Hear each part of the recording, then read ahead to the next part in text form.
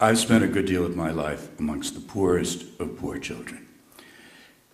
I started out almost exactly 40 years ago, 40 years and 2 months ago, in September of 1964, when I became a fourth grade teacher in the segregated public schools of Boston, Massachusetts. I never intended to become a teacher. I had gone to Harvard College, where I majored in English literature. Had no political ideas at all. You know, I was an English major in the 1950s. It was like being sort of the cognitive version of an eggplant. And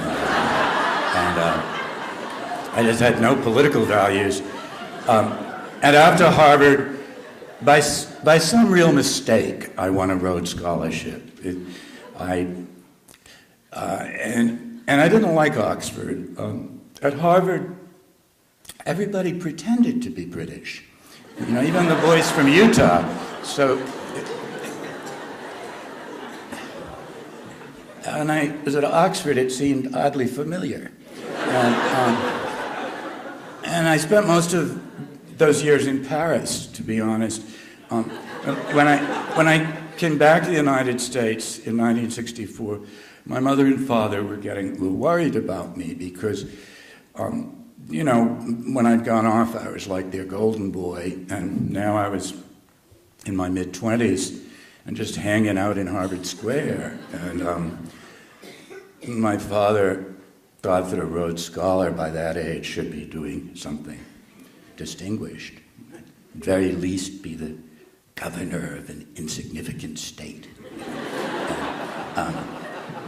And I was really just hanging around Harvard Square, and I felt pressure from my dad, who'd gone to Harvard and Harvard Medical School himself, to go back to the university and become an English scholar, and it appealed to me very much, to be honest. I love English literature, I still do, and I would love to have spent my whole life teaching literature at the university. My heroes were my professors there, and I would like to have been one of them someday. I probably would have followed that course if for some extraordinary events that swept the nation in the early summer of that year of 1964, when hundreds of young people, the age of most of you, the undergraduates here at Amherst College, hundreds of young people, probably thousands, a few thousand, gathered at a college campus in Ohio in order to be trained in civil disobedience, nonviolent civil disobedience, and prepared to go down south to Mississippi to try to break the back of apartheid in that state by running little freedom schools.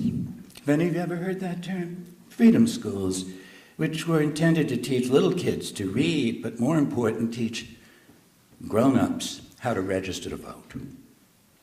And the first 3 of these young people went ahead of the others early in June. They were like looking for locations and good places to have these programs. They disappeared one night in a rural area near a small town called Philadelphia, Mississippi. Disappearance of these 3 young people immediately caused a wave of alarm up north, certainly, and in the press. Alarm which proved justified a few weeks later when their bodies were found buried in the mud under an abandoned dam in Philadelphia, Mississippi, murdered, as it turned out, by the Ku Klux Klan.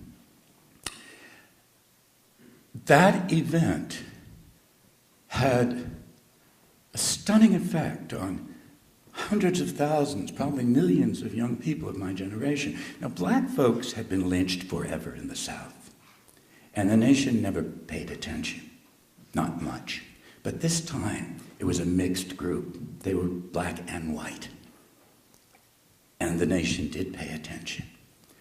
And I can't quite explain how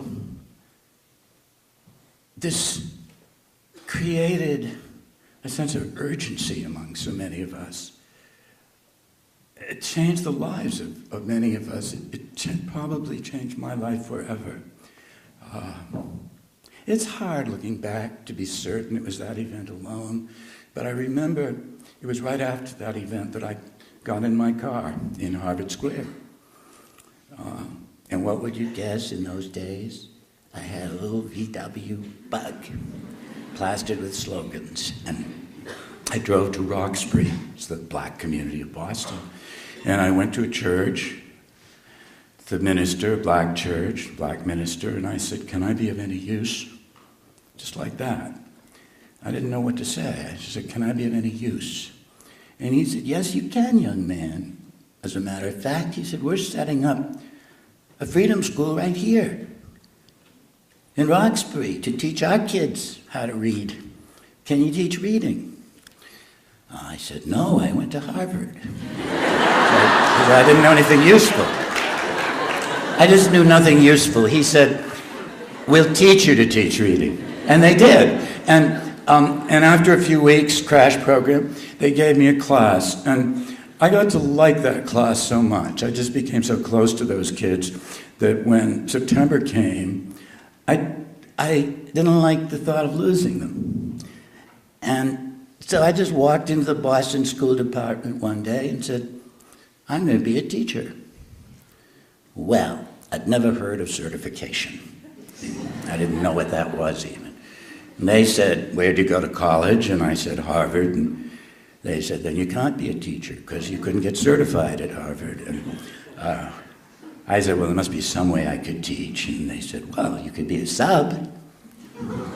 I said, "Why not? I'll be a sub. What the heck?" And my dad wanted me to have a job, so I took him to lunch, actually. And at the faculty club at Harvard, I took him to lunch, and he had to pay.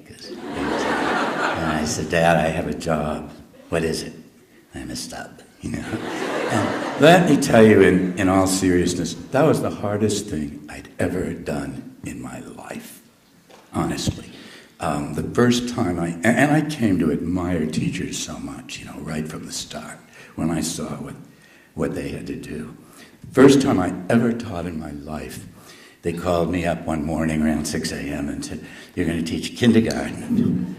And I walked into this big kindergarten class, something like 35 children, and I had no idea what you do with people that size, like that, the little creatures. To me, they seem like gerbils or something. I had no idea what to do with them. I let them crawl on me, basically.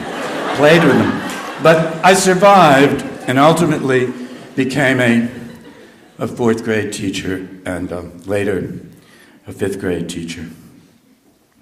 And I've spent most of the decade since working in one way or another with Black and Latino children all over the United States. For many of the years since 1993 in New York City, in the South Bronx, in a section called Mott Haven.